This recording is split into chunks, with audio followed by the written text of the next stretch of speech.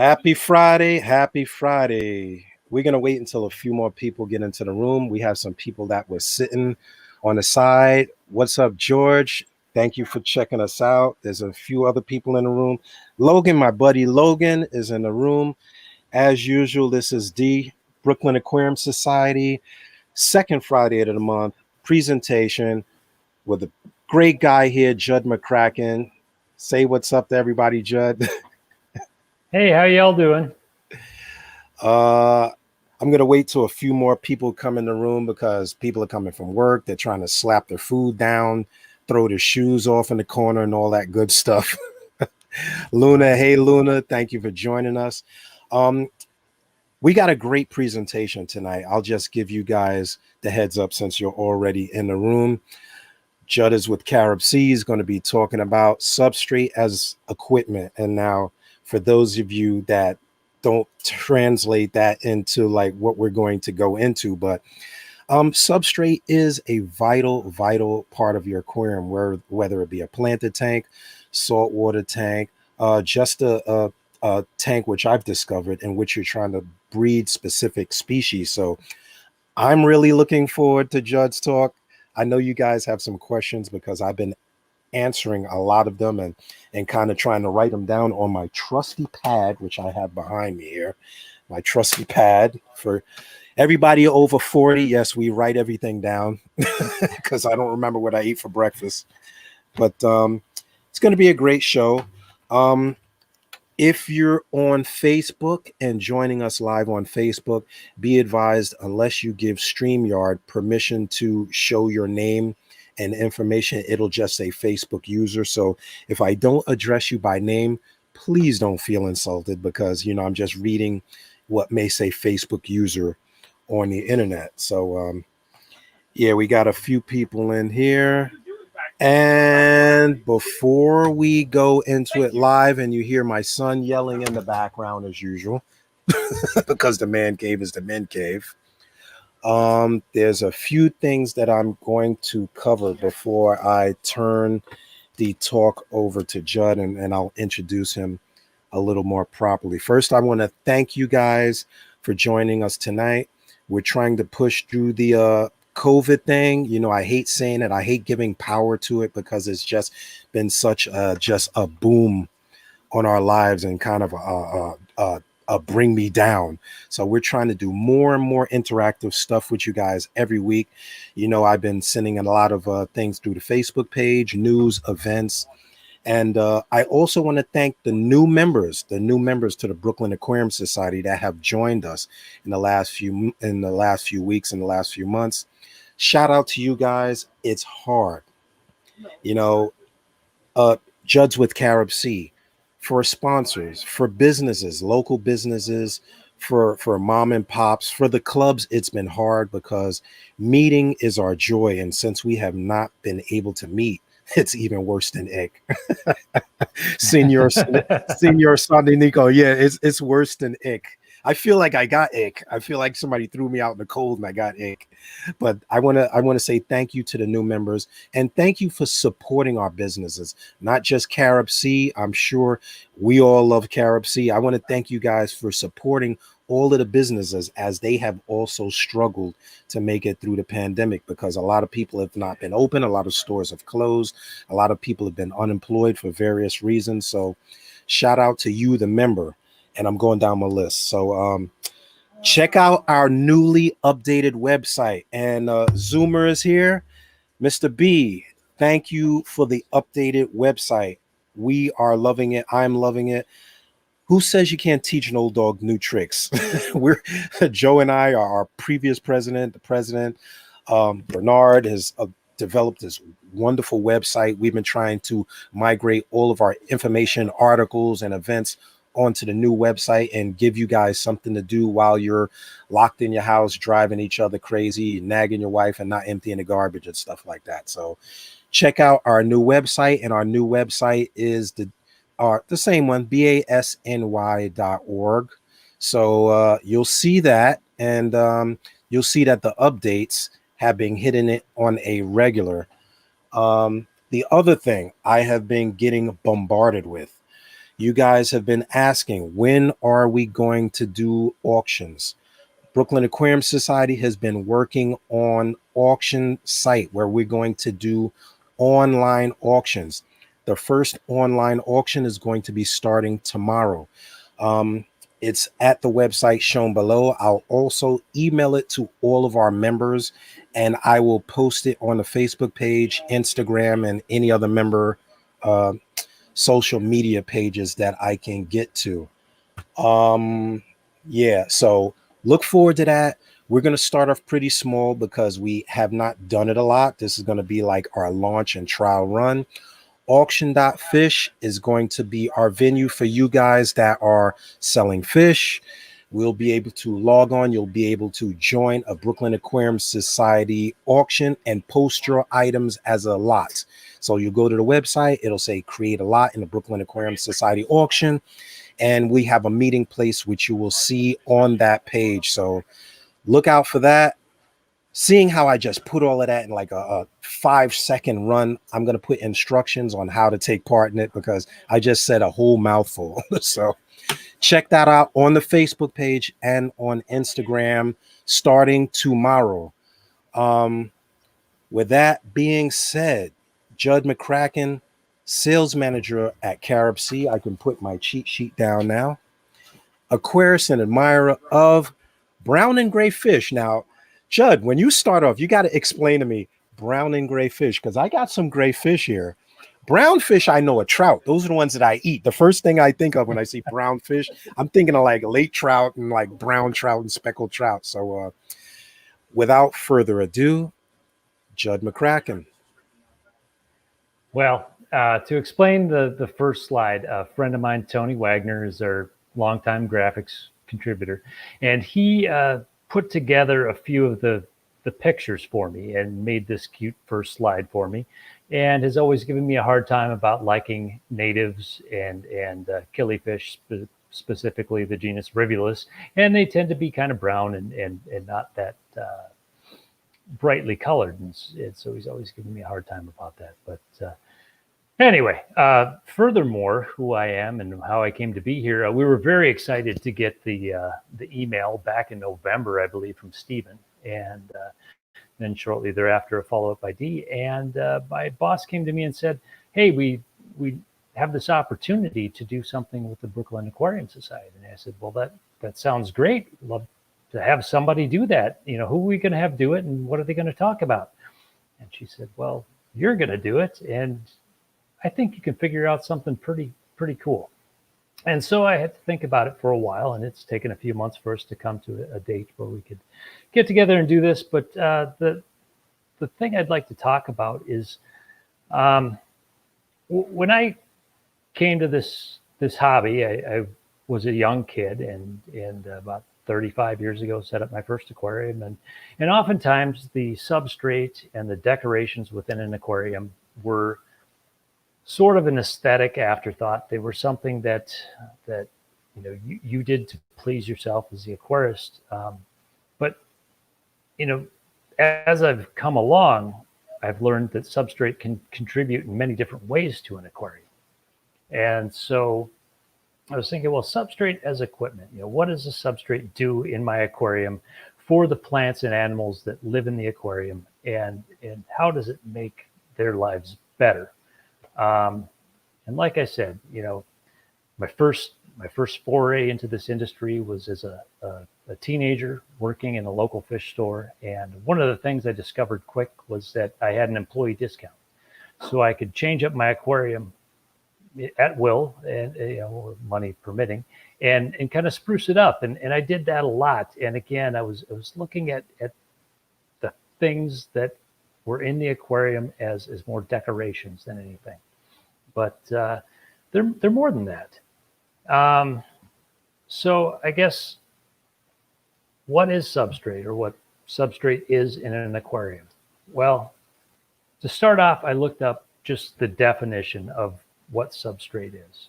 And so substrate is defined as a surface or layer, which is a pretty plain definition, kind of boring. But the second definition that was given when I looked it up was the surface or material on or from which an organism lives, grows, or obtains nourishment.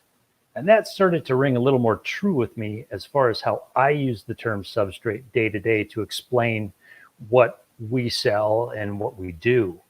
And so I started thinking, well, let's look at substrate as that. It's kind of the basis for something to grow off of and to make the environment more vibrant.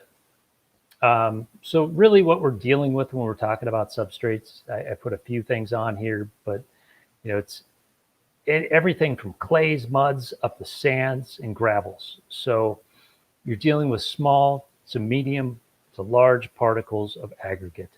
And that's what we use for many different purposes in the floors of our aquarium. And then you've got your hardscape decor.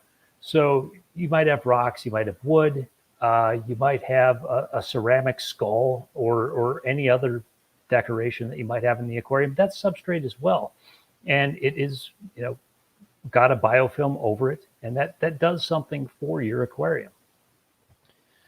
So to break it down, what can substrate do for different aquariums? And these aren't all different, but in all aquariums, substrate has a purpose. And then we're going to break it down a little bit between kind of the freshwater community aquariums where we'll get to it later, but the high pH freshwater aquariums, marine aquariums, planted aquariums, and then just kind of talk a little bit more about hardscape and decor as a functional substrate instead of the decoration that we see it as. So in all aquariums and all substrates, in my mind, they break down into three basic categories. And I'll just name the categories off, and then I'm going to kind of address each one as it applies to an aquarium. So substrate has a biological component to it. There's things growing on it. There's things that are beneficial to the aquarium growing on it. Hopefully there's nothing growing on it that's not beneficial, but that happens as well. There are chemical aspects to some substrates. In certain tanks, you want no chemical contributions from a substrate at all. In other tanks, you require it, and it actually helps to keep the tank more stable and keep it running better. Then there's the aesthetics that I talked about before. And when I talked about aesthetics, I was really referring to how we think of them as people. We like to make something that looks nice to our eye, which is great. But then I started thinking you could kind of use the term with the inhabitants of the aquarium.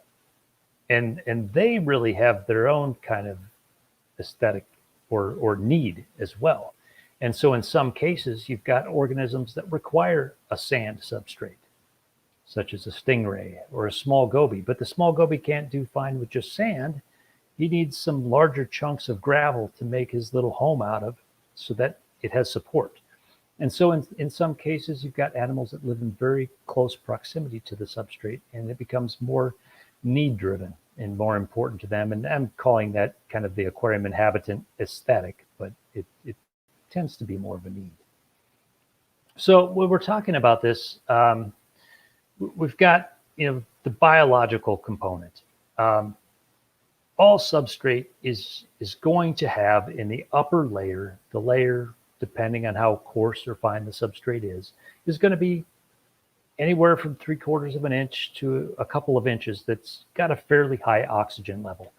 And this is going to allow a biofilm to live in that level that is going to have bacteria in it that will reduce the ammonia and the nitrite within the aquarium, much as the bacteria in your filter do. And so really with a good healthy substrate bed, you're kind of pre-reducing that before it gets into your filter and goes through the filtration. So a healthy substrate is very important to reducing those toxic compounds that fish make. What the end product of that, of course, is nitrates. So then we kind of follow that biological path, and in a deeper substrate, depending again if it's sand or if it's finer gravel, in the first couple of inches you'll have perhaps a layer that doesn't have any oxygen. And again, depending on the aquarium, you see this more apparent in marine aquariums, but people will use a deeper sand bed that will actually help to reduce those nitrates into elemental nitrogen and further break down some of those fish wastes. So in some cases, that anoxic layer might be called a dead zone, and in some aquariums that should be eliminated. But there are cases where that actually helps to further biologically filter the aquarium. On the chemical point, we talked about it a little bit as well. I'm just exploring my slides here because I don't have the correct view up. Oh, boy. I'm running into a little technical glitch here. Now, as far as the substrates, we were talking about the layers, and I know you and I were discussing that yesterday. That was a big subject of controversy, whether the deep layer affected the chemical balance of the tank. As far as people, there's an ongoing rationale that a deep sand bed can become anaerobic. I know that's a big issue in saltwater tanks, and it was actually brought up in freshwater tanks. Yeah. So yeah. Well,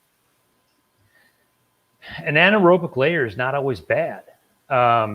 Your heterotrophic bacteria can live within that layer, much like they would live in the inside of, and this will come up a little bit later, in like live rock or other hardscape. You have bacteria living within it that will reduce nitrates down to nitrogen. There are some negative things that can come from that anoxic layer, but if kept well, and in the case of marine, they're more apt to keep it well because there's animals that will intrude into that anoxic area from time to time and keep it kind of kept up. Think of like little sifting stars or little pods and things that will dig through it, and those will keep it not totally oxygen deprived. There are cases where people will have sulfides and things like that build up, but typically we're talking beds that have no maintenance of any kind then. okay. So anyway, I guess if you want to talk about that more, we can do that. But Oh, sure. If the slide stops, you can try to stop it, restart it, and we can take it freestyle because that's how I roll. okay, but I guess barring that, I guess getting back to the chemical thing, substrates can and some don't contribute to the chemistry of the aquarium, and the first category we're going to talk about, we're not contributing anything to the water column through the substrate, but in other uses of substrate, we're using substrates that have calcium carbonate in them, and that's going to dissolve into the water column, and so that will be actually using the chemistry of the substrate in your aquarium. Also, we've got very mineral-rich substrates that we use in planted tanks. Well, those don't dissolve into the water column, but they do contribute chemically to your plants through other means. And so there's a lot of ways that substrate can chemically impact your aquarium. And then, we did kind of cover the whole aesthetic thing. But the first category, and I appreciate you allowing me to use some of our products here to kind of at least show the face of them and talk about them a little bit. We do make a line of inert gravels, and they're Decor type gravels. They're great for your community fish tank. They're not going to impact the water quality as far as not going to raise pH. They're not going to lower pH. They're just a good basic substrate to use in a community aquarium. If you have a soft water aquarium and you don't want to contribute any minerals to it, they're a good way to do that. And that's just for your general aquarium. They come in many grain sizes. I have a few pictured here. The one to the far right is a sand, up to a small gravel on the far left, medium-sized gravel. And then the one third from the left or second from the right is got some larger chunks in it. Depending again on how your animals are interfacing with the environment, a large substrate might be great. You might be keeping goldfish, and they're not going to interact a lot with the substrate. They may pick it up and drop it every once in a while, but a large substrate allows you to do some good gravel cleaning in there, and that might be what you need. Whereas a smaller sandy substrate might be better for some of your smaller fish, or fish that dig out pits to spawn in, or what have you. These are really inert substrates that are playing more to the aesthetics that we kind of covered. So anyway, and that becomes really confusing. I mean, aesthetics versus purpose, because like the subject of the whole talk, and we can go on forever. The subject of the whole talk as substrate as equipment, which I when you gave me the topic, I actually had to sit down and think about that, because there's a big divide. Saltwater people recognize their substrate as equipment, and freshwater people don't always recognize their substrate as equipment. Even though it's housing the bacteria, it's supporting the growth of plants and everything else. So I'm really glad that my saltwater people are in here. Shout out to the reef community worldwide, because he says, oh, this is a saltwater topic. And I'm like, no, it's actually an aquarium topic. So it's really good that I just jumped in just to state that point, because someone says, oh, is this a freshwater topic? Is a saltwater topic? Even if you don't have any substrate in your tank, something has to house the bacteria in there. And that's where a lot of tanks kind of fail. Like if people don't understand what's going on in the tank, that the substrate's really important. Yeah, it's a very important part in both fresh and saltwater aquariums. But you're right, it does get brushed off as being aesthetic to the person, and I'm mixing kind of metaphors when I say that the fish's aesthetic, but the fish's needs, and so substrate can be very important to how the fish behave, and to get natural behaviors out of them, we enjoy them more. So that's really where these inert substrates can shine in that freshwater environment. Moving on to kind of a mixed batch of substrates that we use. We use them for both marine and for freshwater applications. We get into the calcium carbonate, and this is really someplace where Carib Sea really found their roots in carbonate substrates. That's where we began 46, 47 years ago.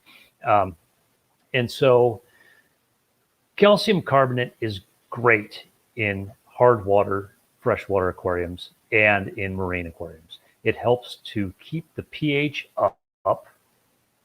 And when the pH becomes depleted, it dissolves at a very tiny level and contributes more calcium carbonate to the water column, making it then, again, a higher pH. And so the different types of calcium carbonate out there have different reactivities, and they do keep a different pH range. For the purpose of this discussion, and because it's what I have the most background in, I'm going to focus on aragonite and calcite. Aragonite most of all. So aragonite is going to be the most kind of soluble form, the most reactive form of calcium carbonate that we find in nature. It's geologically typically the most young material that we find as well.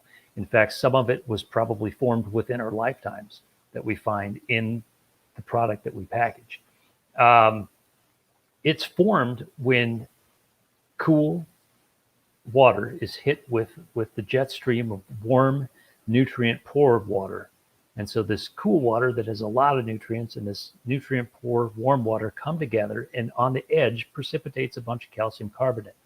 Well, this builds up in large banks, and then we receive that product and we process it into the different varieties that you see up here on the screen.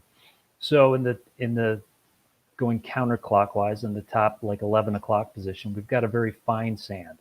And then we go progressively larger to an aragonite at the 1 or 2 o'clock position.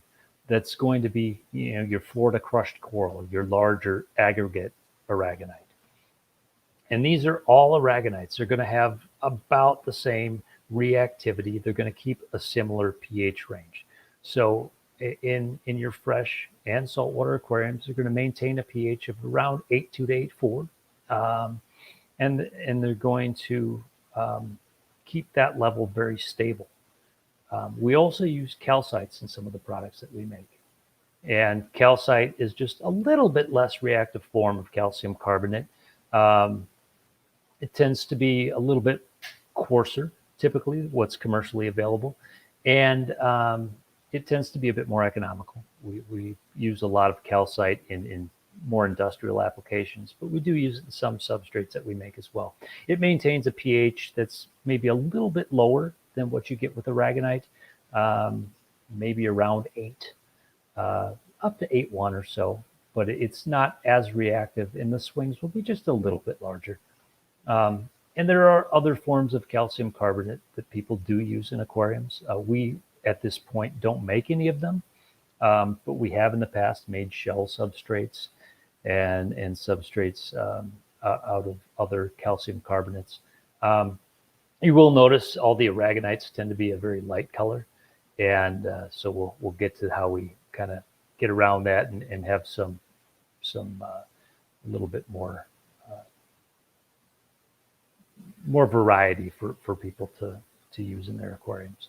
But that's just the breakdown of aragonite and calcite and how they benefit by keeping the pH up in an aquarium. So then yep. Oh. It's very interesting in the use of the calcium. We discussed that offline too. Have you used it? I notice. I know you keep terrariums, and I know reptiles have different needs, and fish have certain needs. How well can you use the substrate to actually lower pH? Because we used to use crushed coral when I first got into saltwater tanks back in 80. Blah, blah, blah, blah, I ain't gonna get into, but we used to use crushed coral, and the effectiveness of maintaining pH was kind of an issue. And I don't know how logically, that was looked into, because we kind of took a lot of things for rumor back then. But how do you think you can actually effectively use the substrate to manage pH, or is that like kind of trying to put a band-aid on it? Oh, most definitely. We use aragonite specifically to raise the pH and to keep the pH at the level you would like it to be at, as long as that level is within the range that aragonite raises it to. So if you're desiring a pH between around 8.2 to 8.4, aragonite is your mineral that you want to be using in the aquarium. A lot of the early crushed corals and even up until recently, there was a lot more beach collected material, and that tended to be not as reactive. That's biogenic, a lot of it, and it tends to have a little bit slower breakdown time. The main core product that we're dealing in here is like I said, it's a precipitated sand that's very reactive. If you have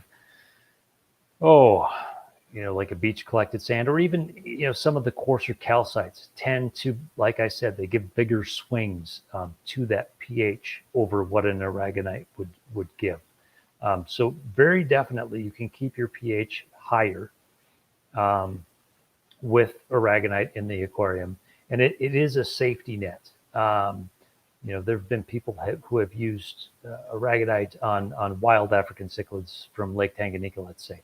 And so they're buffering with magnesium salts to get that pH even higher, typically, than what the 8.2 to 8.4 that aragonite will allow. But the nice thing is that there's always that kind of safety net as the other salts become depleted in the water column, and there's nothing for them to dissolve from. The calcium carbonate will dissolve and to help keep that minimum pH at 8.2 or above. Great.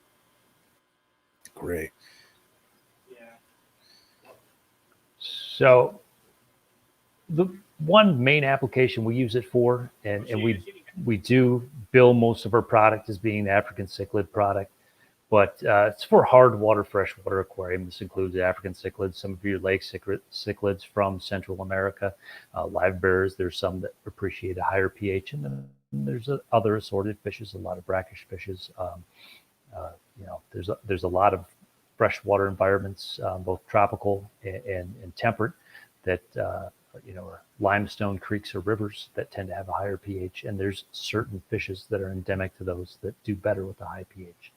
And so what we did come up with is our products for that are our African cichlid mix and our Eco-Complete cichlid mix. And these are Aragonites or Aragonite blends. And so, like I said, we use other inert products with them, or other moderately reactive products mixed in with them that will, give it a different look, but still allow the Aragonite to help keep that pH floor at 8.2 or so. This is a good place to, and I don't want to go too many directions at once, but it's a good place to address the fact that we do a number of substrates, and there's a number of products on the market that are a water-packed live type substrate. And the Eco-Complete substrate you see on the left-hand side there is the water-packed substrate. And so that has a dormant bacteria in it that will help to compress cycling time. And we don't like to say it starts instantly because they're dormant. And so they do need to come out of dormancy and start to proliferate, and then they will start to consume the organics within the aquarium. And so with the Eco-Complete, both the African cichlid and the planted we'll talk about later, and some of our other marine products, we're including a bacteria in there that's going to help to cycle the aquarium more quickly. And then on the right-hand side, you have the dry product, which you would have to cycle normally, taking several weeks to finish your ammonia and nitrite cycle.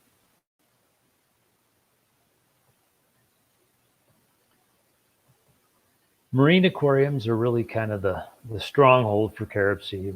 We've been doing that longer than anything, and actually freshwater was a relatively new thing to us, probably about 20 years ago when I was selling carob seed for a distributor. Was around the time we came out with a lot of our freshwater offerings. So marine is really where we've been anchored. And Aragonite in the marine aquarium, it does the same thing that we're talking about in the freshwater aquariums. It's going to keep that pH floor up. And it's going to resist fluctuations in pH. You're still going to have daily fluctuations as your CO2 levels rise at night and the consumption of oxygen raises, but the difference is going to be minimized when using Aragonite or other calcium carbonate substrates. One question that comes up often with the calcium carbonate that's dissolving from the Aragonite into the water column is this a usable calcium carbonate for my calcium secreting organisms, whether they be corals, crustaceans, what have you. And yes, it is. It's not the same as your dosing of your ionic calcium and carbonate components, but the animals can take calcium carbonate in and break it down and use it in their skeletal structure. So there is some benefit to it from that standpoint as well. Just to jump in, for everybody that sees that strange guy that just jumped in the room with the echo, that's Joe Graffinino, our former president, coming in late. We won't get into that now, David. All right, so I just wanted to introduce you. People like, hey, who's that guy? Just remember to mute your mic, Joe, because you don't have a headset. So, then back to our scheduled program.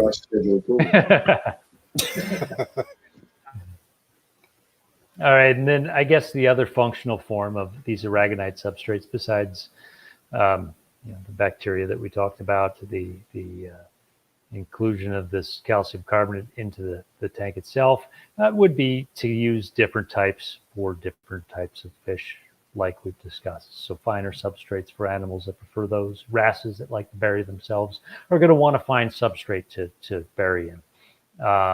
In some fish-only tanks, you may want a coarser substrate so that you can get a more complete cleaning when you gravel vacuum it.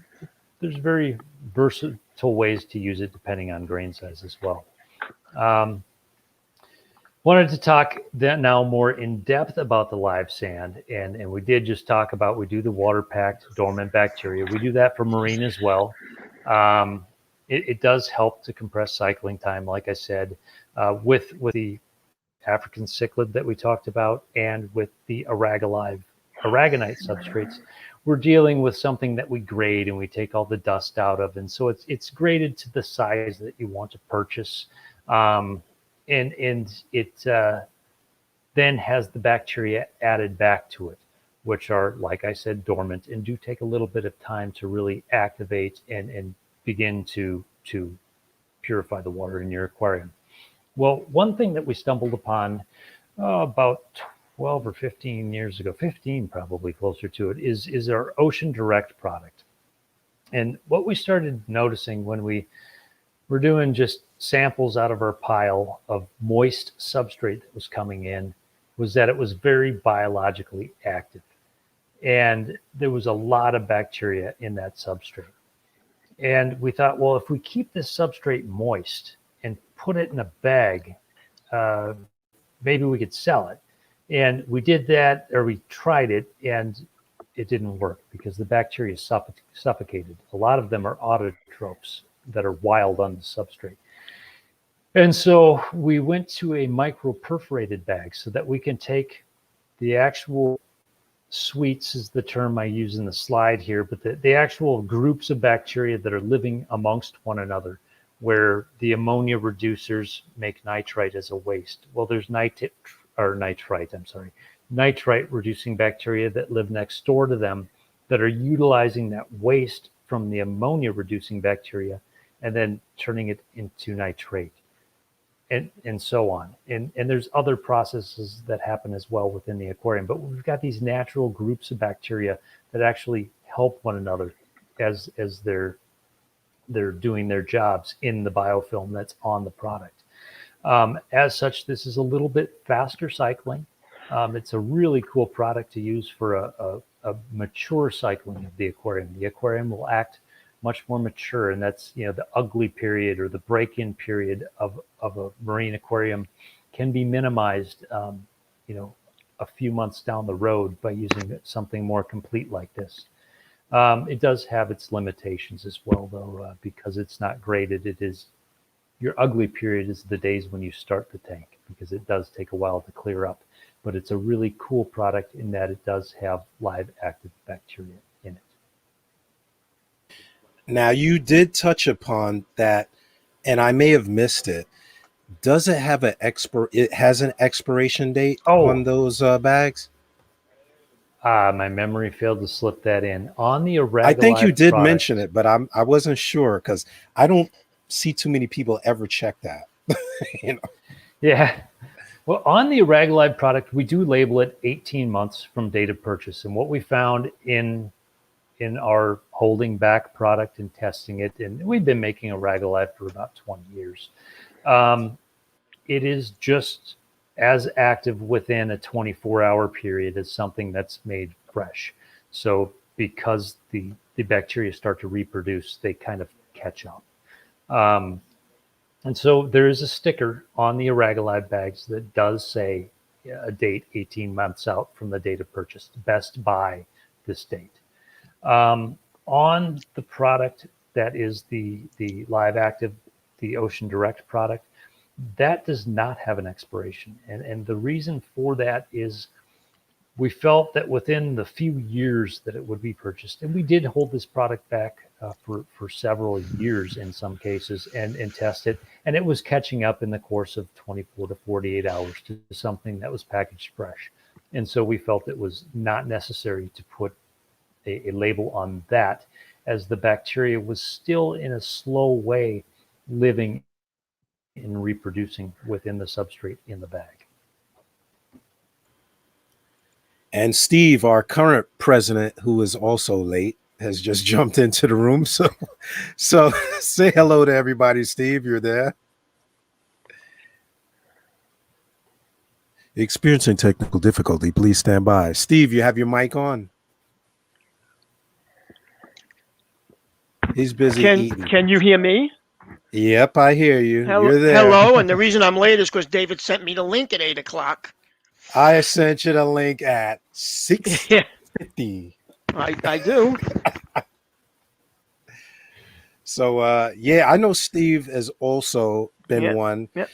Steve has very large saltwater tanks, freshwater tanks. We were talking about that, Steve, because, you know, 801, you texted me. 801. Can you hear me?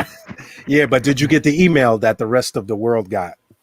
Yes. See, we're going to get off of that topic, right, Joe?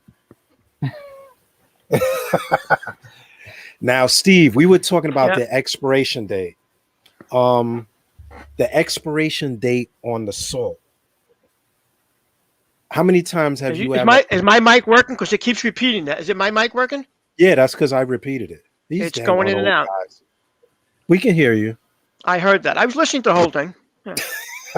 You heard the old man crack? Yeah, that one slipped.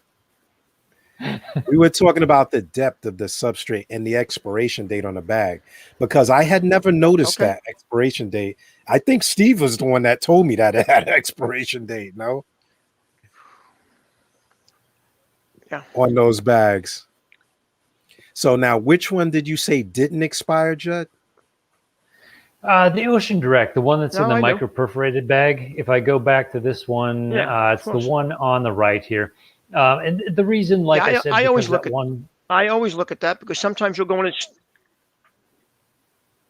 Sometimes you'll go in. I think he's fading out on his end. Uh-oh. Okay. He stopped mid-word. The nice thing about it is the bacteria actually keeps reproducing within the bag. And so it's a live active bacteria versus the product on the left has an expiration date. Oh, okay. They can. Okay, good, because I have Carib Sea right sitting in the bag and I don't remember when I bought it. That's good news. That's very good news. See, I was getting ready to put in the tank tomorrow.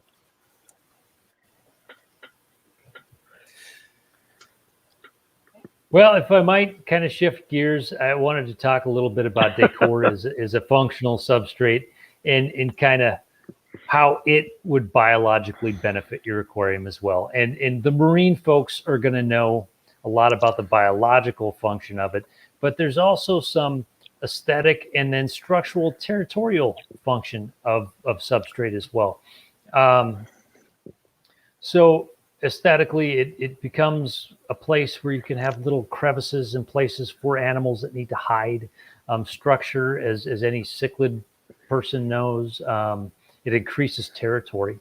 It can promote natural behavior. I had the really cool experience yesterday. Of course, in these times, we don't go out to many stores, but I have a friend who owns a store, and I had something for him. I went and dropped it off, and one of the guys who was working there was going home, and he's got some impressive aquariums. So I followed him home and went and checked out his tank, and he's got a Heteractis Magnifica anemone that's 3 feet across. I mean, not very many people keep these in aquariums, a Rideri anemone. And he's got a 30-year-old pair of clownfish in there. And right by the foot of this anemone is an arch-shaped rock, kind of what you see in the slide here. Oof. And up underneath there was a clutch, they got a clutch of eggs grown in the aquarium, or, that they just laid. And that's structure that benefits the inhabitants of that aquarium. And so that's one way that your hardscape, we all know this, but it does benefit the fish as well. And then, really, this is, again, a marine topic up until this point, but inside the rocks, if they're porous rocks, there's those heterotrophic bacteria that are reducing your nitrates back into nitrogen. And so we know this is live rock in the marine world. Well, it does happen at some level in the freshwater world as well. And another substrate that would be perfect for this would be wood. There's some heterotrophic action happening within your wood that you use within an aquarium too. Now, for as far as Carib Sea, we don't have any real good porous freshwater rocks, but we do sell a number for either hard water, freshwater, for African cichlids and the like, or for marine aquariums. And so this is just our base material that we use. We use it to make all of our marine rocks. It's a naturally occurring rock that was once part of a seabed that's now terrestrial, as the oceans are lower now than they were when it was in the water. And it's mined responsibly in Florida. So none of our rock actually comes from an aquatic environment. And this rock has about 40% void area within the rock itself. So it's got lots of little pores and places where water filters in very slowly, leading to an anoxic environment where these heterotrophs live to reduce our nitrates in the aquarium. And that's one of the purposes, of course, of live rock. It does work in freshwater as well. It's the same concept. It's just something that doesn't always get applied to freshwater. And then we at Carib Sea did take it a step further, and we started making what I guess have termed a man-manipulated rock. And there's a bunch of points, and I think I've hit most of them here. But again, it's a responsibly sourced base material that we color with non-sealing colorants to make it look like live rock. And it's got all the inner recesses for those heterotrophic bacteria to reside. And then in the case of this, we do, as well as with our live substrates, we put a shelf-stable dormant bacteria on it. And that helps, again, to compress the cycling time of the aquarium. And some of those bacteria are heterotrophs, and they will go within the rock and make it behave as live rock more quickly than were you to wait with a sterile rock. And so that's our life rock. We do make this in many sizes and shapes. One of the last things I'm going to show you today is our newest invention with the life rock. And it's kind of a do-it-yourself sculpture kit that we sell. And it's an animation of that kit. And so I'll show that to you at the end. But we do many varieties of this in different shapes, branching, shelf-like, that sort of thing.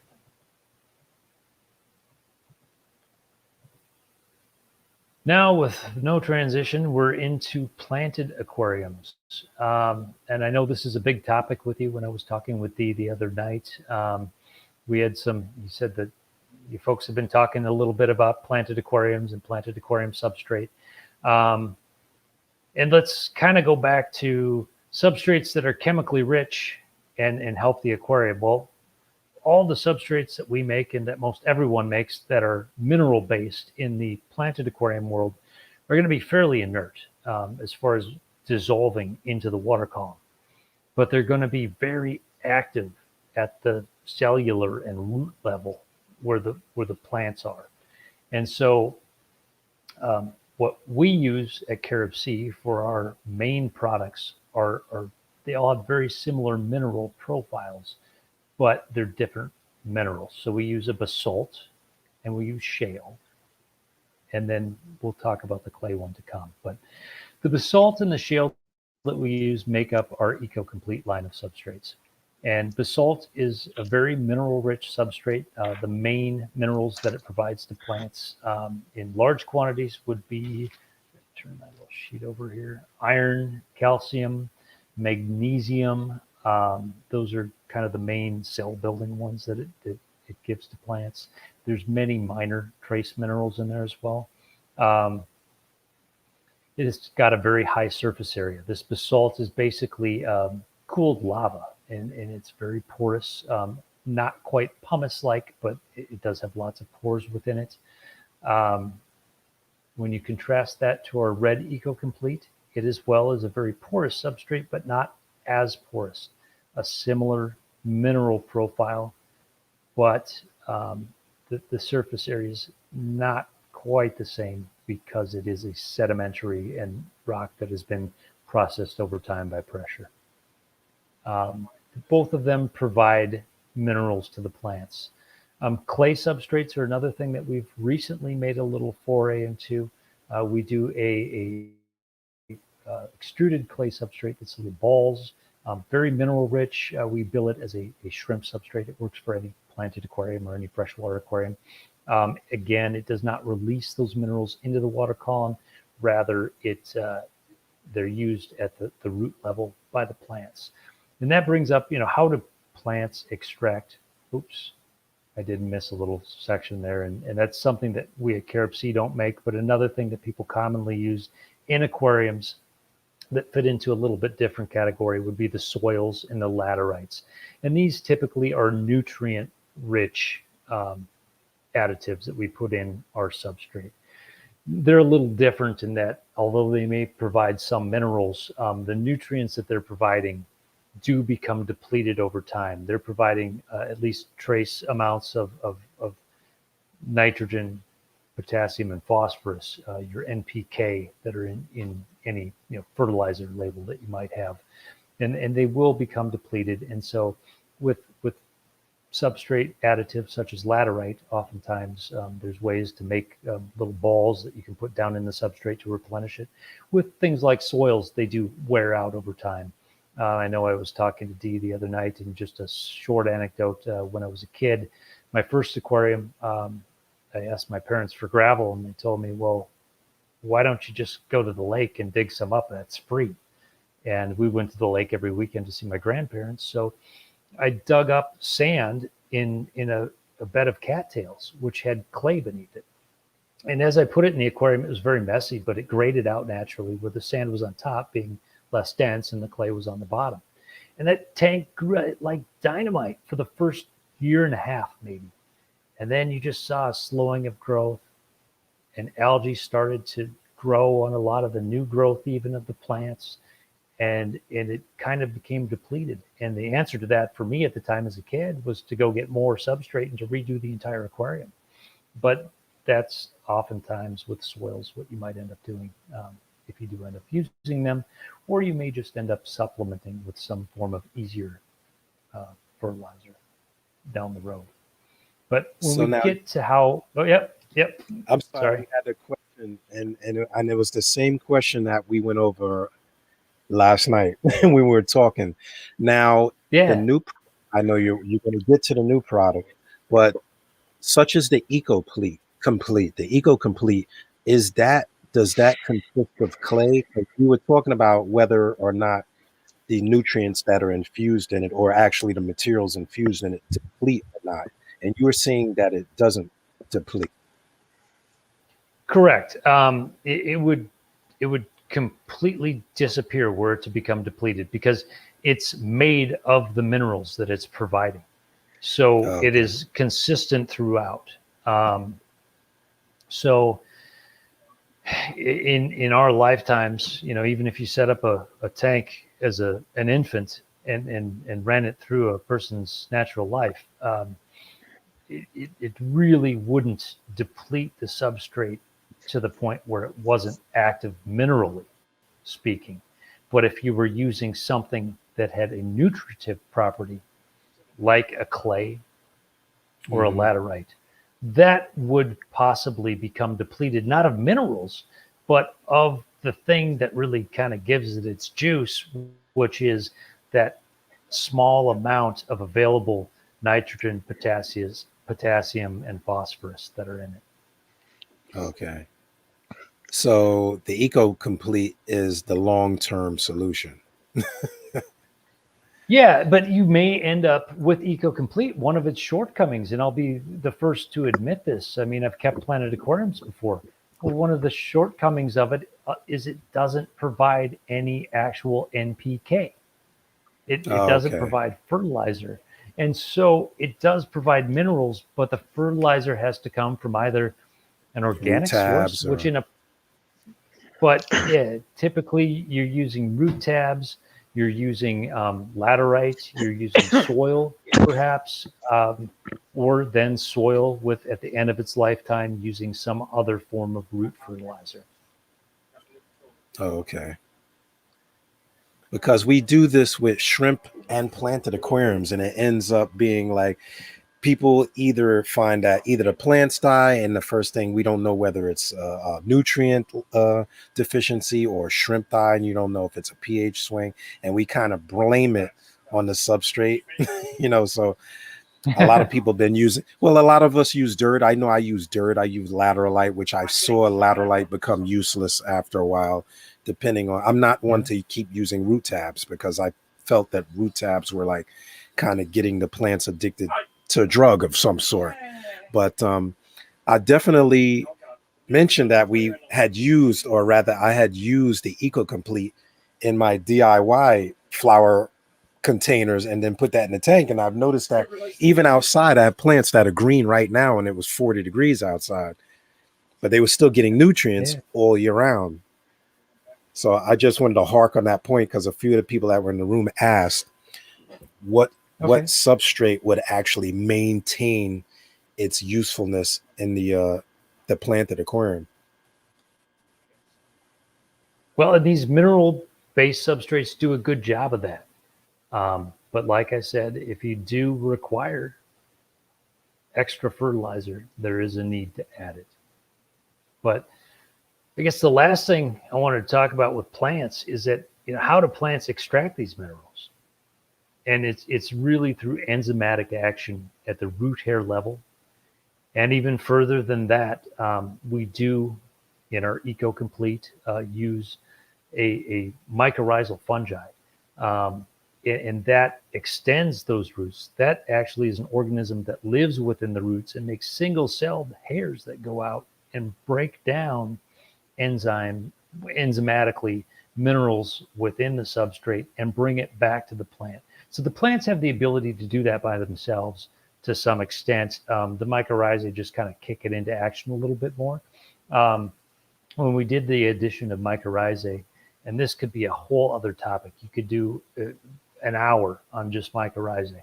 But when we started using them, we did side-by-sides. And literally, we're putting just a plant here, a plant there, every 4 inches in an aquarium.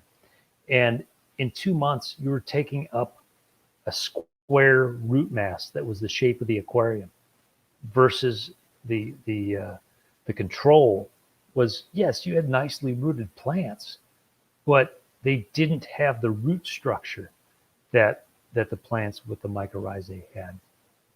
And so we've really believed that is a thing that makes EcoComplete a value-added product above other mineral-based substrates that don't have that in it. And mycorrhizae can be obtained separately as well if you're not using a mineral-rich substrate and you would like to just have their benefits. They do help to extract minerals from almost any environment.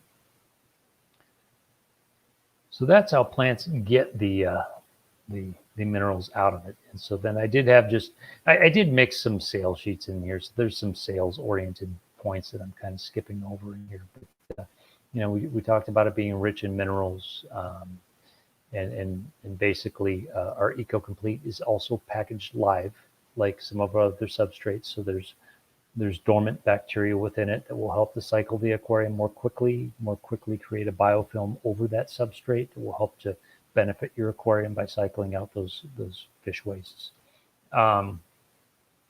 And then we do also have a black water solution, which is humic acid.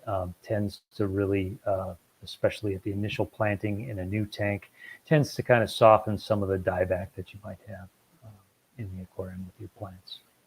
And then I did mention Fluorospore at the bottom. That's the trade name that we've given to our mycorrhizal symbionts that we do put into the product itself.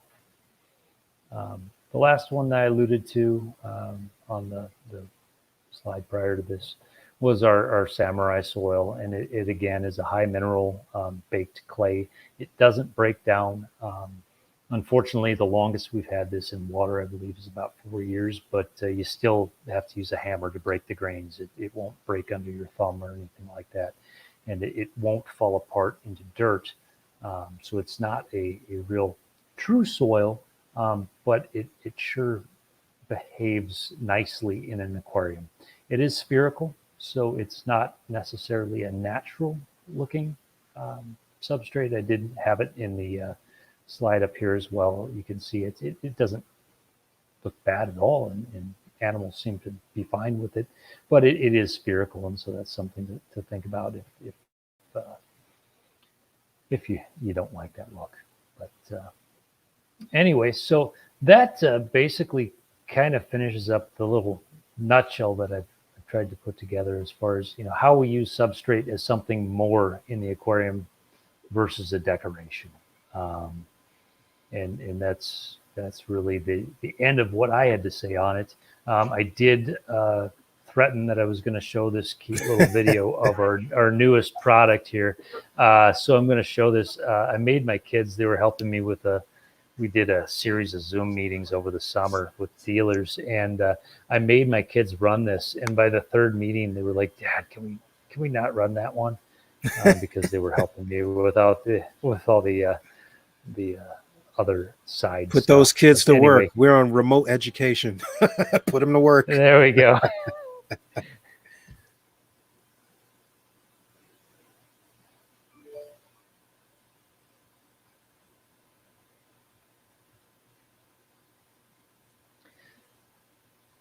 So let me explain it too.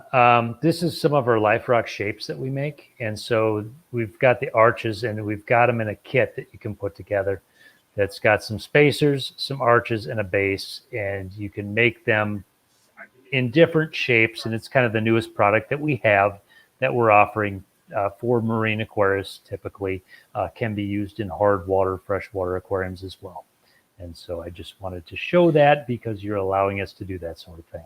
And I'm gonna throw the instrumental and everything on here real quick. Let me see if I don't jack it. Oh, up. It didn't play for you. Oh, it played for me. I'm sorry.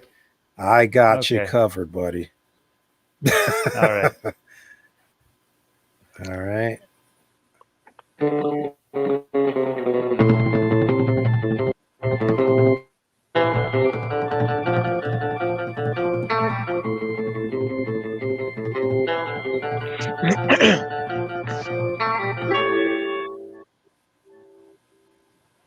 That was a special treat for all my saltwater people out there, because if you're like tough and scared that you're going to break the tank because you're dropping rock all over it, don't feel bad, because Carib Sea has kind of addressed that. Steve, don't tell me you've never dropped a rock in a tank, man.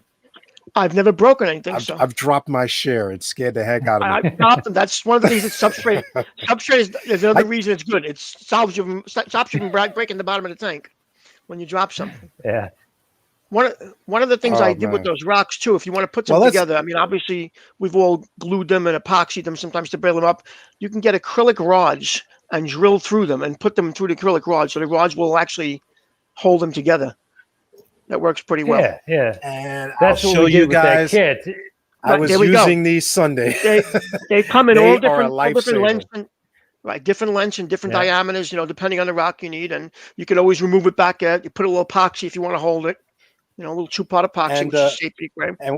And what I did is I took a little, I think it was a 3/8 masonry bit, if I'm not mistaken. I drill a little hole in the rock. I take a lighter and I just flick the lighter around the acrylic rock, and you can bend it. You can bend it and make arches. Yeah, you teach your old dog new tricks. I'm still learning. You know what? I'm learning. That's the purpose of the club. We all teach each other things, right? Yeah, I was like, wow, I wonder if this heats up like the regular, and it bent so easy. So, when I saw Judd's presentation, I was like, man, those pieces are just perfect. Like, I can make whatever I want. I mean, we've come a long way in this hobby. Yeah. Yes. Like, we are shaping rock. Like, could you, Steve, can you imagine like 20 years ago, you would be cutting and shaping rock? I'm a little older than you, Dave. When I first started my first saltwater tank, it was in the 70s. And when you first started a saltwater tank, there was no live rock. There was no live sand. You put sand, you put rock into your setup. It usually took about 3 months for it to cycle. The last time I set my 180 up, the first time, I had the live sand from Carib Sea. I used the black one. And the live rock. My tank cycled in 4 days. Yeah, isn't that something? Yeah. I mean, it's and the other way, fish would die when you cycled and everything. I lost nothing with this one. Yeah. This hobby has come a long way. If Good job. If you keep up with it, which is the purpose of our club, is to teach people, right? And Yeah. again, we're all learning. I mean, Joe's been around here since dirt, and he's still learning, right? I thought he was made from dirt. We just shaped him from dirt. But yeah, but the same tactics that we used in the freshwater and salt, I mean, they're very similar because when good buddy, thank you, Victor Hung, for introducing me to killifish. And I mean, actually, I have to thank Joe for introducing me to killifish. I could not fathom how to maintain that pH. And I was like, wait a minute, if I could get the substrate to kind of buffer the water and then kind of just do my adds and changes from that same pH level. Right. See, this was questions we've had from people in the club. They would come in and they go, I set my tank up, I buffered it. Why does the water go back? You have to have something to maintain that pH. You have to have rock and you have to have sand there. And when I was talking to this one particular guy in our club, he goes, no, I have no, it's a 125. I have one piece of rock in it and like a 1/4 inch of substrate he had in there. What is going to hold the pH? What's going to keep it where it is? It's not going to just stay there because you put a little buffer in. Well, that was a big supporting factor because I never really thought about. We use buffers, you know, and the same thing with saltwater people. I'm kind of getting out of using buffers because the chemical buffers just don't maintain the water. They're not stable.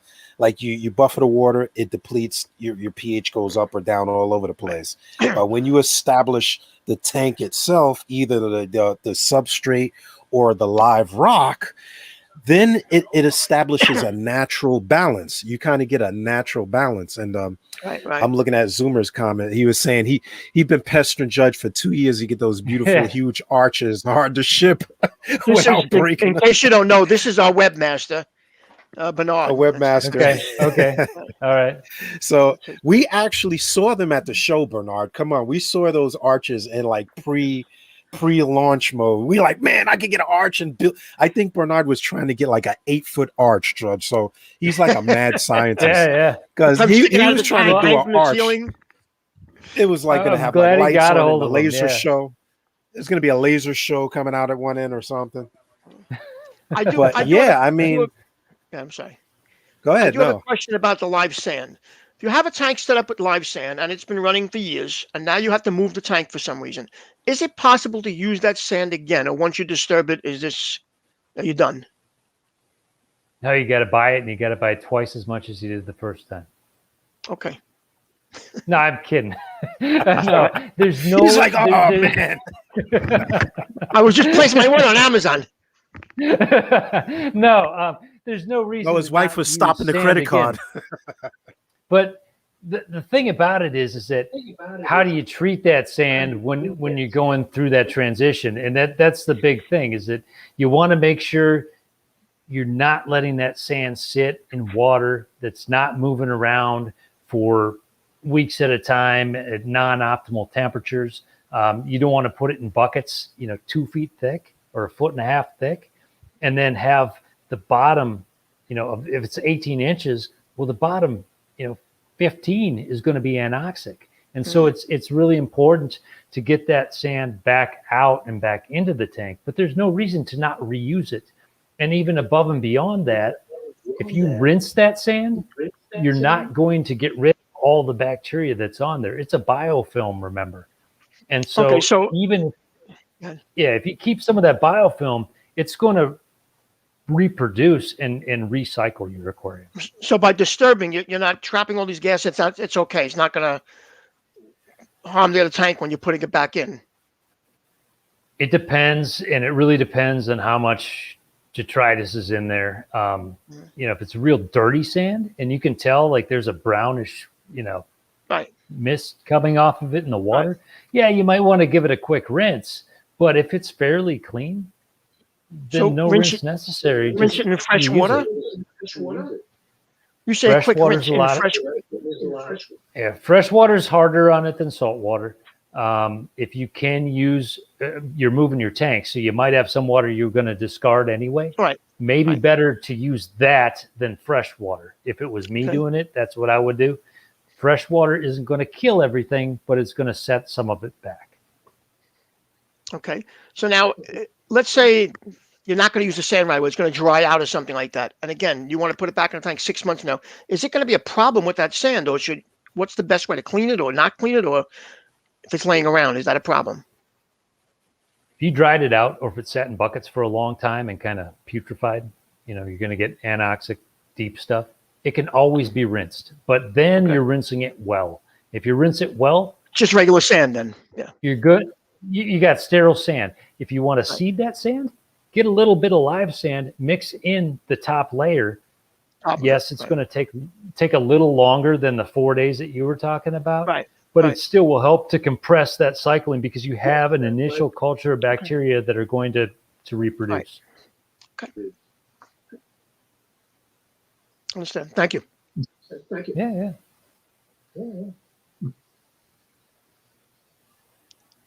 What happened, David? Your mic went off. Oh, there you go. No, I said, Joe, There you we had a go. question. We were getting an echo, so I turned your mic off because we were getting an echo on your end. I got to get you some earbuds.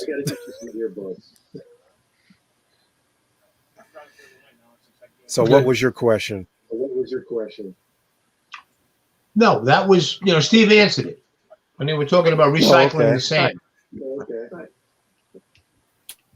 Because I was also listening to how you mentioned it. What if I I got a 125 gallon tank and I'm going to move it. I could just put maybe 20 gallon tank on the side and put some of the sand in that tank, like leave it in there rather than have it in a bucket.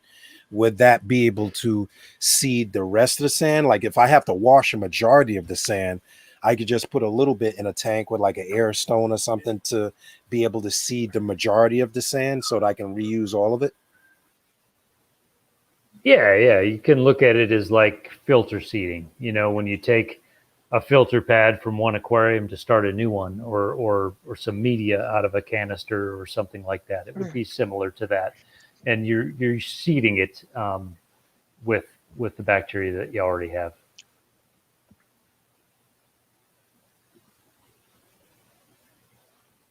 Going out again, David. I keep muting myself because my son's yelling in the background. Stop doing that. No, Rah. Okay, one of our viewers has an interesting question. We actually trying to grow saltwater plants, and that has been quite the subject of controversy because, like Steve mentioned, we get like rooted plants like seagrass, kelp, which is kind of free floating, but will actually kelp is down. not a plant. Kelp is an algae, correct? It's an algae, but it's a saltwater aquatic greenery. Macroalgae. That's the better terminology. Macroalgae. But we don't look at anything but sand when we look at saltwater tank. It's not like there's a plant-oriented saltwater product. Maybe that's something that Carib Sea may look at going down the road, like saltwater macroalgae geared stuff. It's been looked at. My son is almost 18 now. When he was 5, I did a trip to the west coast of Florida for a trade show, and I stayed an extra day, and I made sure I bought a fishing license for Florida. And in Florida at the time, and I know it's changed a little bit over the time, but I believe you could keep 30 invertebrates from a certain list of animals, or excluding certain animals that were listed. And so for I'd kind of prepped the teacher on this. And so for his pre-kindergarten class, we had a touch tank with, we had sea cucumbers, we had urchins, we had some hermit crabs that were large. Well, when we got done with the touch tank at the classroom, I had a 40 breeder in my office, and I had also obtained some thalassia, some seagrass. And for about 3 years, I had a planted saltwater aquarium in my office. Now, I did end up nixing some of the hardcore herbivores that were in there, so they didn't eat my seagrass, and I ended up rehoming them with other friends. But I did keep that tank for quite some time, and it did pretty well. I'm missing my point here. And that was in, I believe, Stephen, you said you were using the black substrate, and that was in the first iteration of that black substrate. it was quite less of the basalt that's in there and a little bit more of the Aragonite, but it did the trick. It did provide some minerals that those plants needed, and most of the nutrients that were needed were provided from. I had a bunch of little filefish in there and fed them meaty foods, and they were always, keeping the nitrate levels up there so that, if I kept it balanced, the plants would do all right. So that's the next innovation I hope to look at. That's a challenge to all you reef keepers out there, to let's get those planted aquariums kicked in the home into the reef side of the hobby. We've done the coral thing. We've kind of really evolved with coral. I mean, like Steve says, back in the early times, it was just dead rock. Like, we didn't know nothing about the bacteria inhabitants of the rock and didn't really cycle the tanks the right way as we've learned to cycle them now and to like seed them with bacteria. So now the challenge to you guys and you seahorse people especially, who've told me to try to get me to do a seahorse tank, let's get those mangroves, let's get the kelp, let's get the greenery into the saltwater hobby. Let's see if we could turn from coral to growing saltwater greenhouses, macroalgae, like planted saltwater aquariums. Get your reds, your blues, your greens plants in the saltwater algae, in the saltwater tanks. You talk about when we first started with the saltwater in the 70s. When I first started, the first thing they told you is you had to have an under gravel filter in the saltwater tank. I did that one. Don't run one without it. And it had this little cup on the top that was a skimmer cup. So instead of a protein skimmer, it had a cup that was a few inches big. You'd get a little bit of stuff in there every few weeks, and eventually the under gravel filters would become clogged. Then they come out with power heads that reverse. They would blow down. And it was just one thing after another. Now they find out under gravel and saltwater don't mix, as far as I'm concerned. I've never had success with that. I guess it's not far from a Plenum system. Well, and it was mentioned. Somebody did mention the Plenum. Somebody did mention the Plenum system because people use very deep sand beds still, or they use. I did it in the first tank, and slowly but surely I took the sand out only because it trapped food in there, which kind of drove me nuts. But the Plenum system still is going strong in a lot of tanks.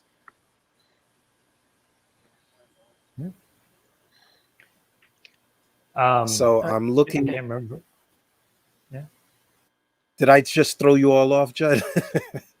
Yeah. No. No, I was going to comment on something, and now I forgot what I was going to say. But the reverse flow. That's what I was talking about. They still use that in institutions because it's a real great way to do your aerobic filtration on a large level, but it doesn't translate into the smaller tank all the time. And that was the shortcoming of the under gravel plate in aquariums. And just had a discussion with the gentleman the other day over the phone, and he's like, "Boy, I haven't seen an under gravel part for years." And thank God.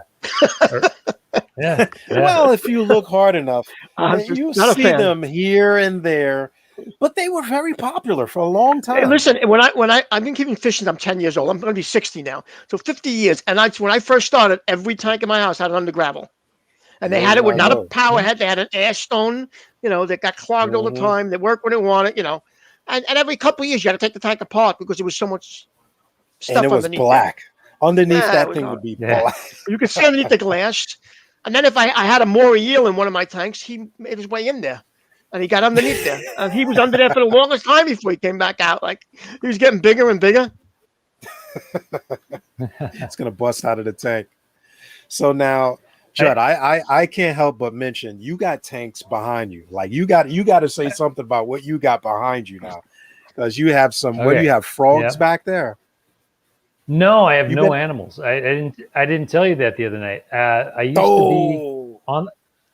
used to be on the road a third of the time at least prior to this pandemic hitting. So I just grow plants. All the plants I talked to you about bog plants. All the plants I'm growing.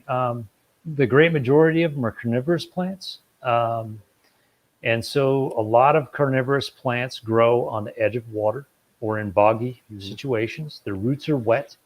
very nutrient poor water, typically a very low pH. Sometimes in the bogs themselves, pH is a 5. And they derive their nitrogen-based nutrients not from the soils they're in, but rather from bugs that they eat. And so living up here in the north where I live, those plants are getting ready to go outside here pretty soon, and then they're really going to flourish. And then I bring them back in and put them through another winter in my terrariums, and then go back out again. A winter. They're in Florida. Tank. A winter. A winter in Florida. No. He's out west. I live near Minneapolis in western Wisconsin. Oh, I'm sorry. Okay. No. Those are the cheese guys, Wisconsin, right? Cheesehead, yeah. Cheeseheads. I had a salad with cheese curds on it for lunch today. Yeah. Well, I'll tell you, I've killed my share of carnivorous plants.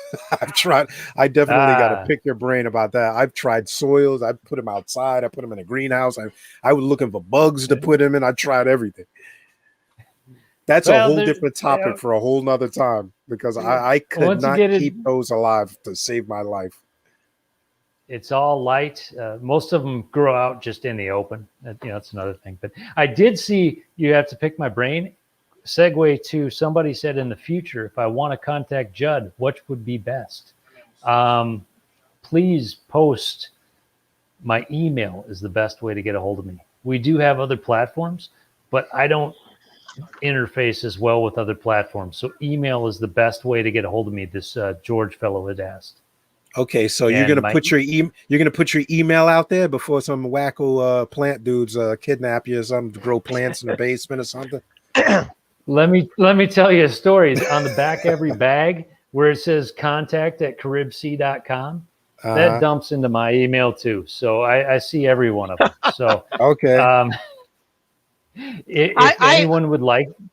A couple of years back, I had spoke to you, and I asked Betsy a question. She put me through to you, and we were going back and forth to email. To be honest, I even forget what I was asking you at that time, but she told me, he's my guy. Go talk to him. Yeah. I mean, that's really 16 years ago. That's where I started with the company. Is I was doing other stuff, and part-time, I would do all their online questions, and then I would take their phone calls. And that was back in the day when we got a lot more phone calls. Now today we get email, a couple, right? three dozen a day, but it's all email or web form. Our website also has a web form.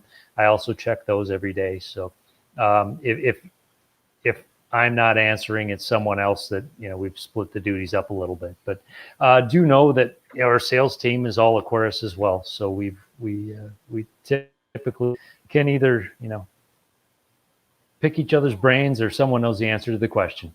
Or drive each other crazy. We do that too, but yeah. And I know it's a little off topic, but just to thank you guys over the years for supporting us. And like I said, Betsy is always great with us. And every time we talk to her for donations, always sends us stuff. And we've had a pallet of sand dropped off a couple of times too, and you've always been there for us. Well, without companies like you, this club wouldn't be in existence, You're right about that. Well, appreciate that.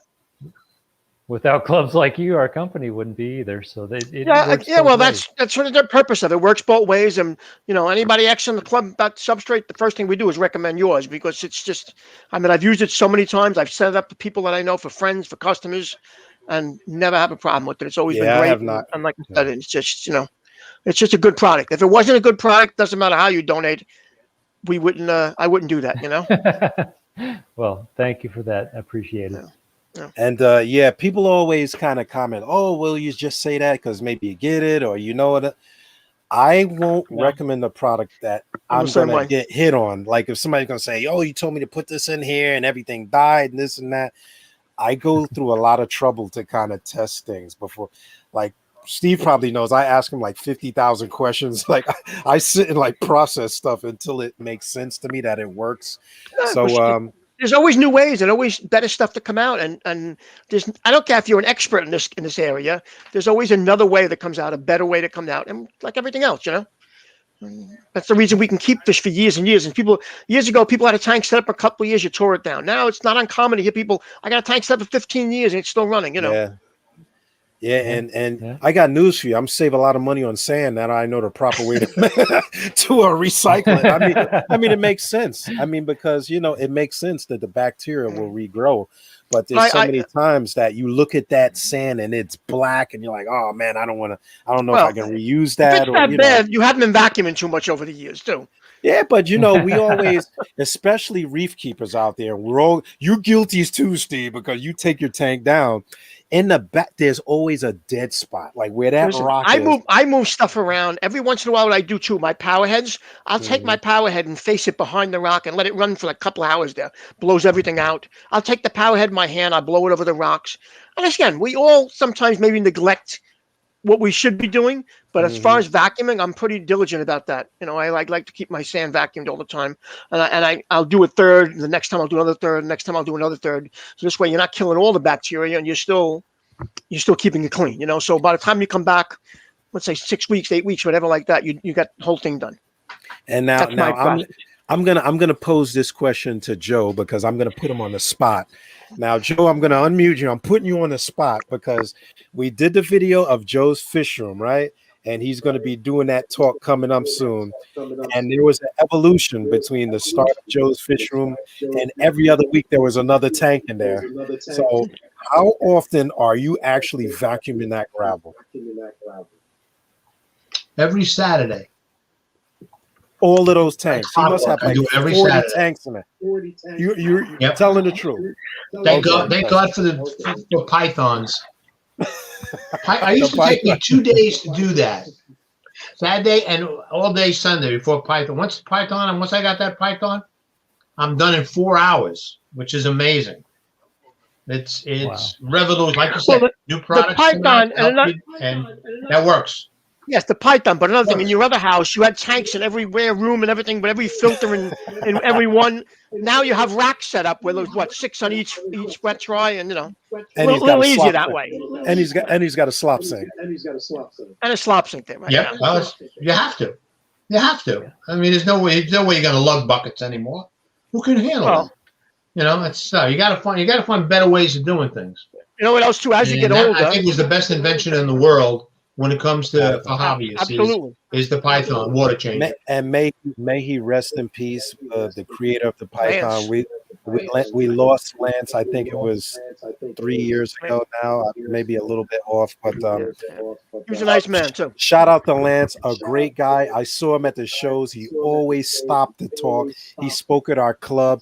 He was a really great guy. And all of you guys that are changing water without lifting 50 buckets, you can thank Lance, because he innovated the hobby with the python.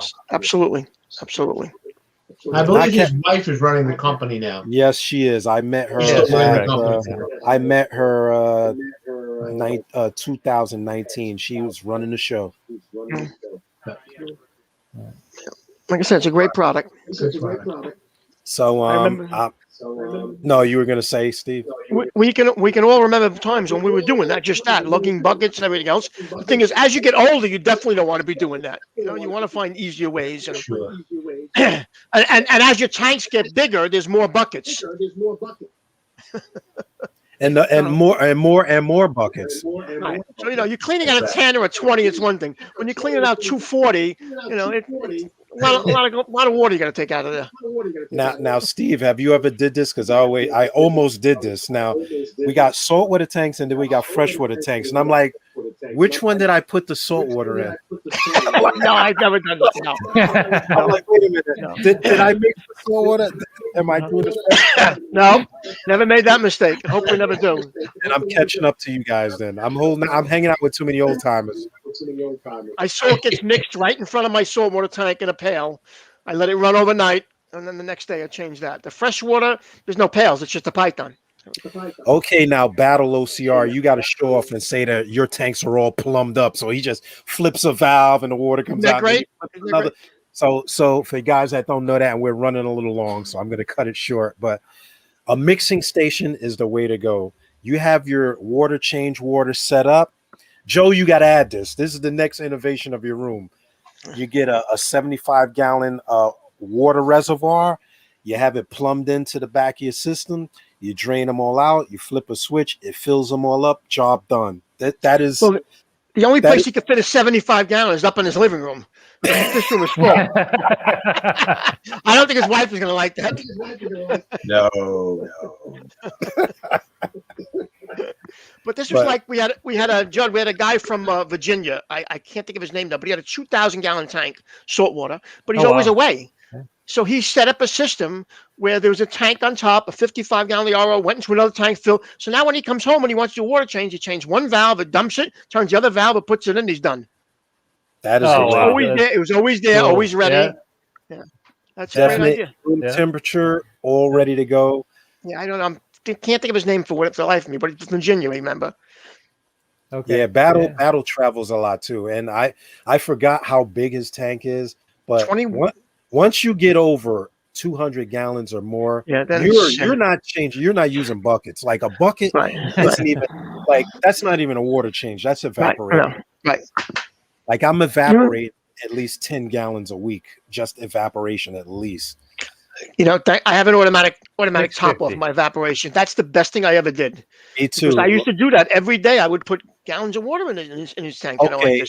Battle's tank is 650 gallons. So he can't imagine what kind of evaporation he gets. Oh, a Battle. How many? Okay, what upgrade whenever it happens? It'll be 1,800. Okay, don't show off Battle now. Oh, wow. We had him on the takeoff a few months ago, and sharks, and it looks like you could jump in there and swim. So the big question was evaporation. So I mean, you're away from buckets. You're out of buckets once you go over 100, 200 gallons. Well, then you go to brute pails. Yeah. Brute 40 gallons, then you use those. But now the smart thing to do is, okay, before you move your tank, vacuum the substrate. You have a reservoir already ready to change and put new water in. But if you vacuum the sand first before you move the tank, then you can reuse the sand. Now your sand's not black. It would make it easier, yeah.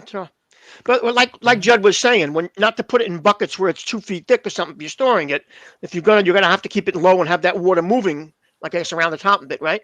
Throw a power head in there or some air stones or whatever. Yeah. Very important. Yeah. Right. I wouldn't have thought of that because I would have thought just dump in the bucket. That's probably what most people would do. Yeah. Right. Yeah. Now I'm looking at the clock and we're going to hit that hour and 30 minutes mark. I want to thank Judd for coming on. You know, like Steve says, our president here, Carib C is a great supporter of the Brooklyn Aquarium Society. And I'm not just saying that. Guys, support your local stores, support the companies that support you, and take the time out to explain and support the product.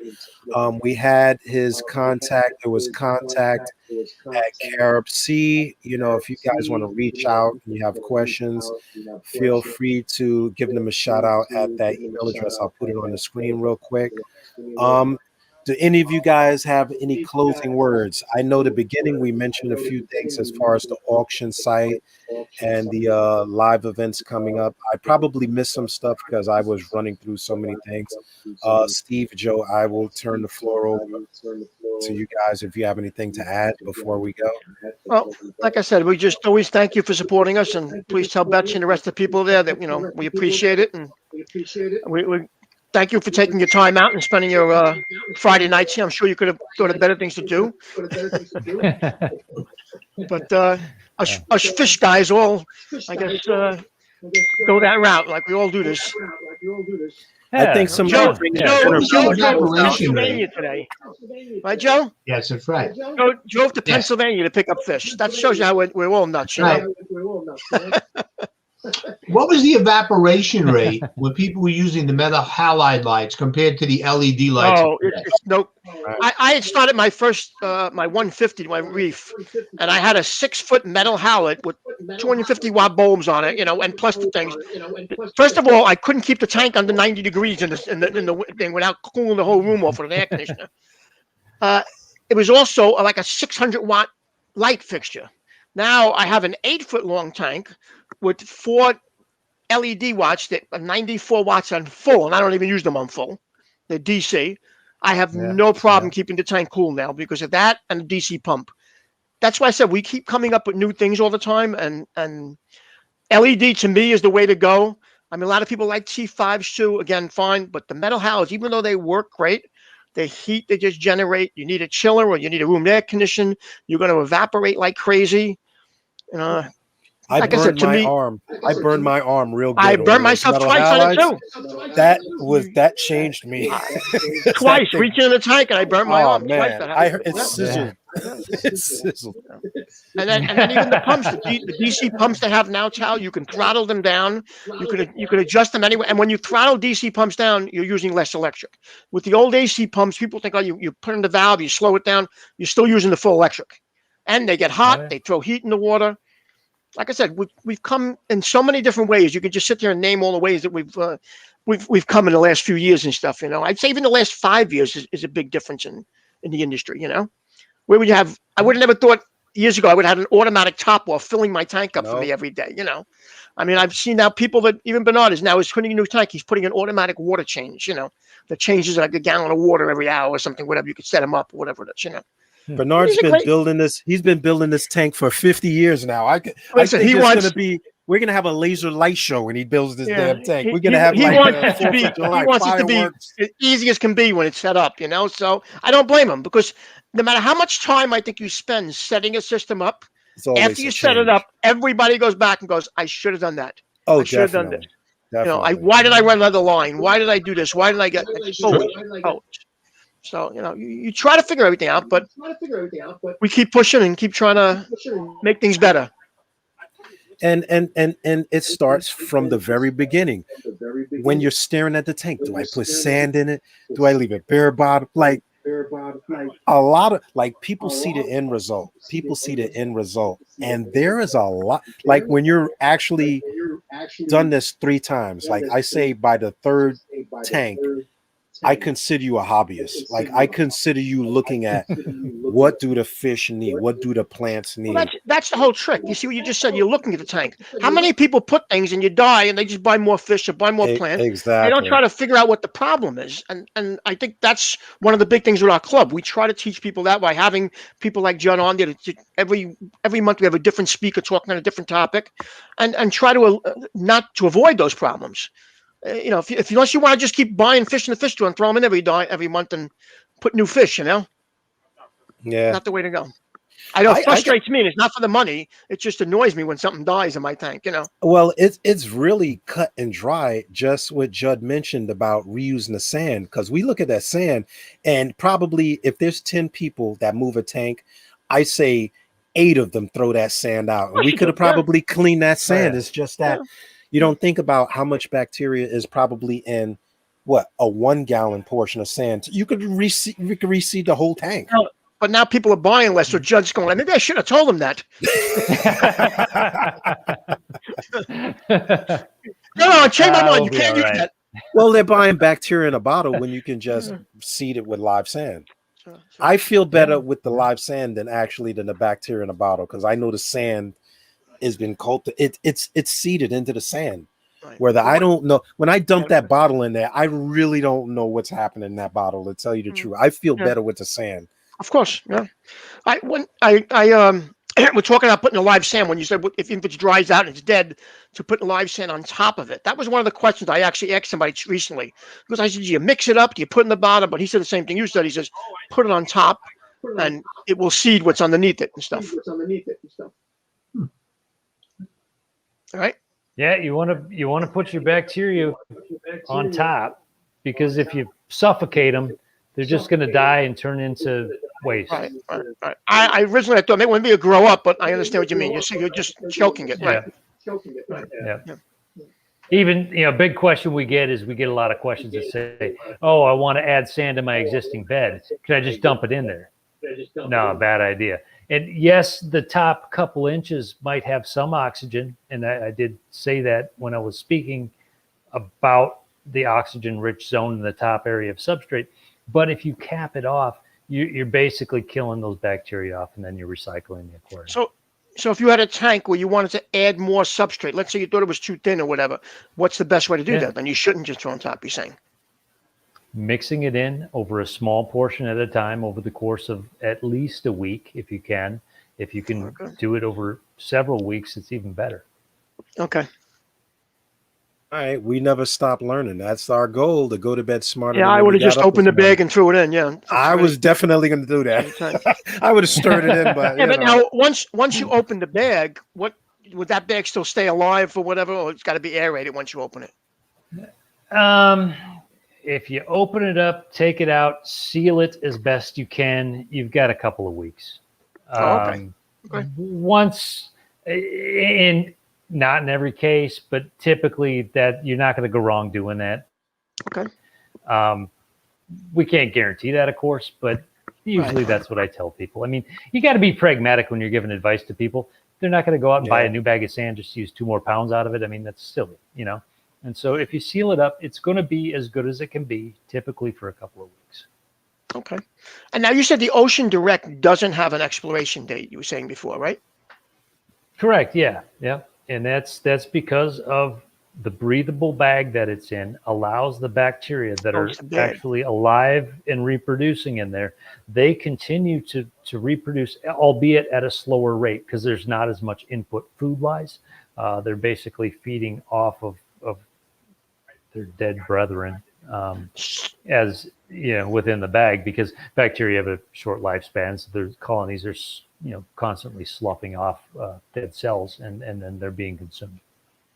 So your Ocean Direct and your regular sand, the regular live sand and stuff, is one better or worse than to start a tank with, or is there an advantage or disadvantage? If I wanted to have a tank that looked nice in the first 2 days I had it set up, I would use Aragonite. That's our water packed live sand. Right. Which is what I usually use. Dust, all the dust is dropped out of it. If I had a tank and I didn't care if it had froth on the top for the first 3 days and it was really cloudy, but I wanted it to be a very mature acting tank within the first 3-4 months, then I would use the Ocean Direct product because it's superior for that. But it is a little bit more ugly when you set it up. So it takes about a week, you're saying, to clear.